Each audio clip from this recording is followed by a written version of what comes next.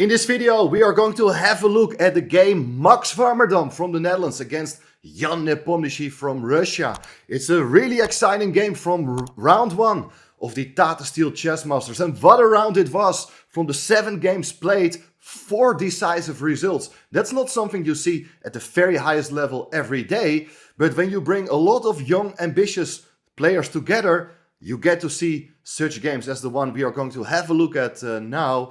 It's Max making his first appearance in the Masters section. It's gonna be a really hard tournament for him. He's a very strong theoretician. He's working hard on his game, but playing your first game against the former World Championship challenger Jan Nepomniachtchi has match experiences against Magnus Carlsen and Ding Liren. That's not going to be easy. Let's have a look. Make sure to subscribe to the channel and I will show you what happened. Max goes for the move 1d4 and Jan plays the move knight f6, c4. And we all know that Jan Nepomniachtchi has a lot of experience playing the Grunfeld with the move g6. So this must have been part of Max's preparation as well. But Nepo goes for the move e6. He has for his World Championship matches switched to this more classical approach to the game. And after the move knight f3, d5, knight c3, well, there are various ways of playing here. For instance, you can play solid lines with bishop e7, queen's gambit declined, or you can even play c5 leading to the semi-Tarrasch, very reliable systems in which black is trying to equalize. But we can see from the move played by Jan that he is looking for opportunity to get a very sharp game, because he goes for the move d takes c4. This is the Vienna opening. White plays the most principled move e4, ready to regain the pawn on c4, but now black plays the sharpest move b5, protecting the pawn on c4. If you do take on b5, then the pawn on e4 can be taken as well. So first white advances the pawn to e5, attacking the knight. The knight goes to d5, where it's nicely placed. But now white is going to capture the pawn. So materially speaking, it's even. This pawn on c4 is about to be taken here as well. But therefore, the knight goes back to b6 to protect the pawn. And positionally speaking, this pawn formation doesn't look very nice for black with isolated, weak pawns on the open c-file. But black in return does get a lot of active piece play. And that perfectly fits with the dynamical playing style of Jan Nepomniachtchi. Bishop e2, knight c6, bishop e3, bishop e7. So far pretty standard, and well, last year Nepo already played this line himself against Ray Robson, in which the American Grandmaster just simply castled here. I think that's just a very logical move, but Max has a different idea in mind and he wants to postpone the decision to decide if he's gonna castle or not. And that has some idea, which I'm going to explain. Max decides to drop back with the knight to c3. The knight has done its job on b5. Now it's back to the center. The bishop goes to b7, and this bishop is fantastically placed on this long diagonal. Right now the knight is standing in between, but the knight can move anytime, and this bishop will exert a lot of pressure later on. One of the ideas for black here is to bring the knight to b4, for instance, to open up that diagonal, and later the knight can even come to d5, for instance, or in certain special occasions, the knight can even come to d3. So white wants to stop it with the move a3, covering the b4 square, and now black changes his mind as the knight doesn't go to b4 but to a5 instead, opening up the diagonal for the bishop once again. And who knows, maybe the knight can come to b3, making use of that weak spot on the queen side, attacking the rook on a1.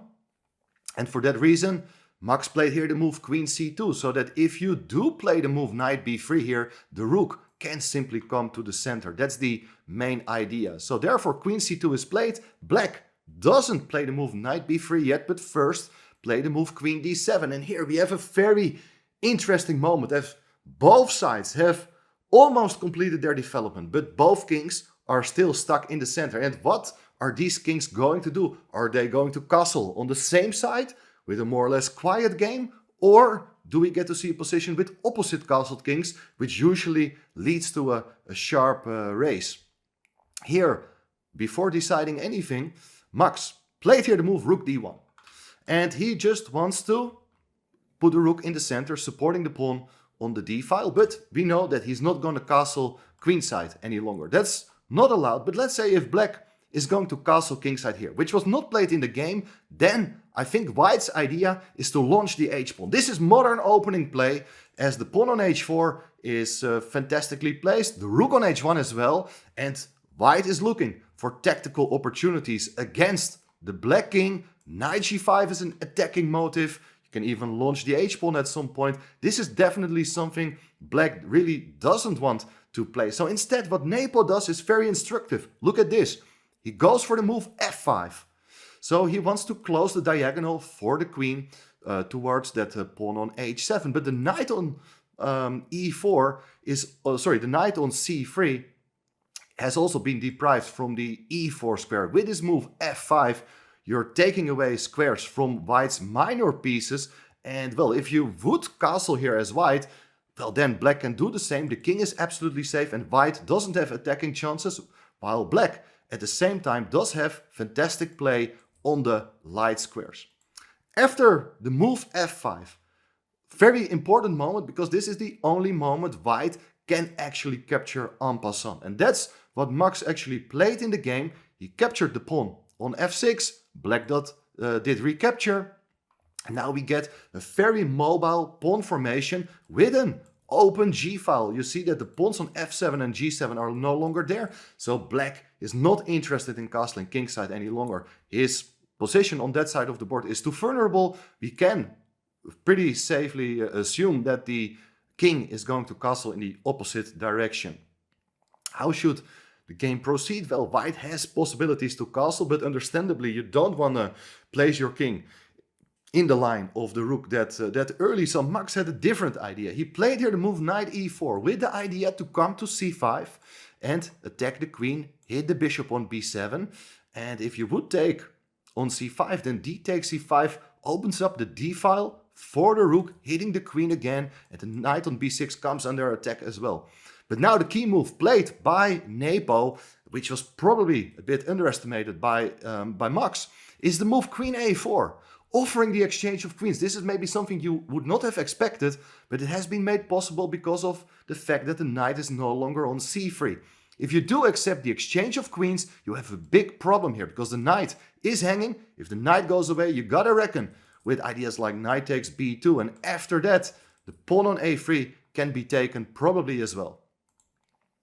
Therefore, white needs to avoid the exchange of queens, while the queen also got to keep the knight supported. Queen b1 is played, now black castled queenside, so the king is relatively safe. Okay, the pawn on b7 is no longer there, but there are so many pieces covering that king white doesn't really have serious attacking chances.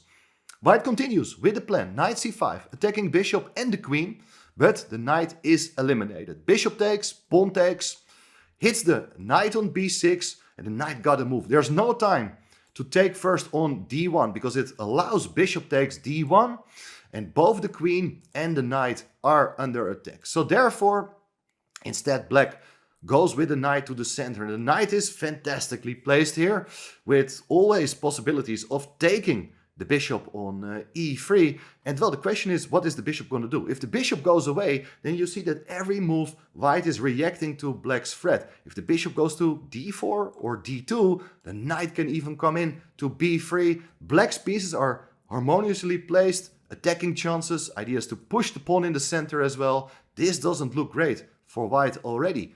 White castled here, and well, there is this possibility just to take on e3, but that also may initiate some further exchanges, and that's not what Nepo really wants. He mentioned after the game that he really considered here the move c3 with ideas to advance the pawn to c2 with an attack, and in case you do take on c3, there's knight takes c3 with many threats. Maybe black can even not win material here, as white has the possibility to first capture on d8, but here you're under pressure. However, Nepo said that he in time spotted this resource knight d4, which does cover the c2 square and set up the threat of bishop to b5, so that the queen on a4 can even be trapped at the side of the board.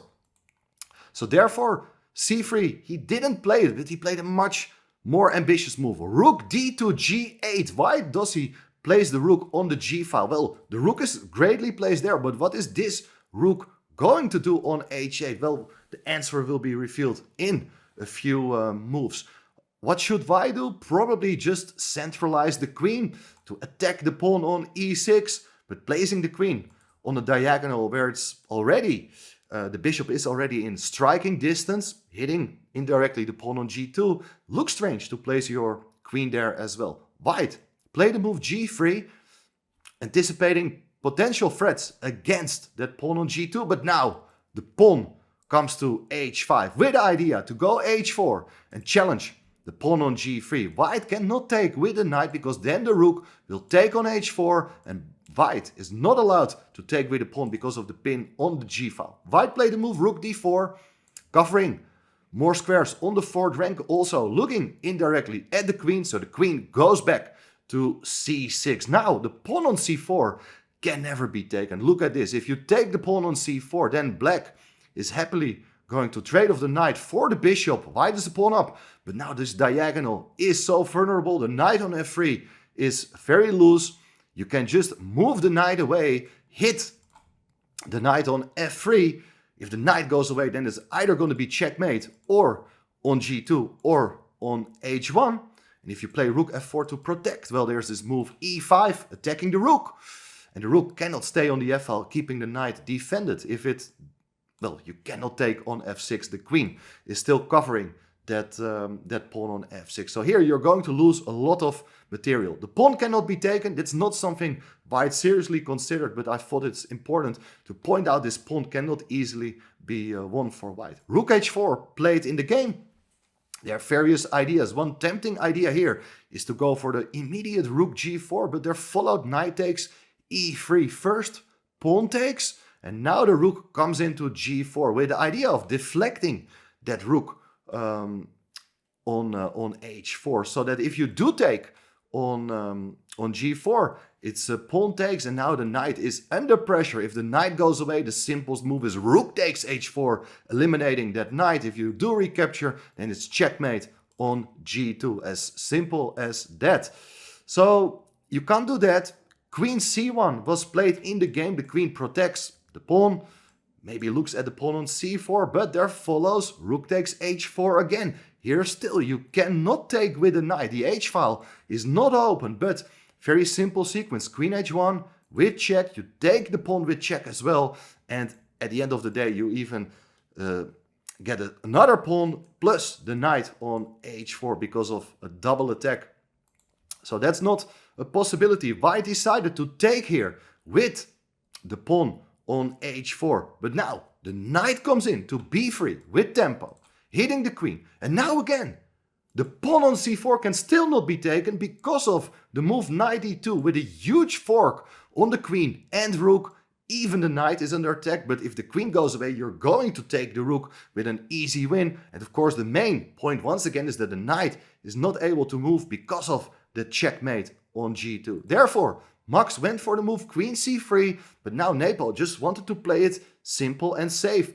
Captured the pawn on c5, queen takes f6 is played, attacking the rook, but the rook goes to g8 and you have a problem here. The king cannot escape via the center to f2 because it runs into knight e4 with a knight fork, winning the queen. So the king gotta go into the corner, but look at this battery of bishop and queen is so problematic. White got to keep that knight supported, but this position looks awful. Simple move is queen e4, everything is defended.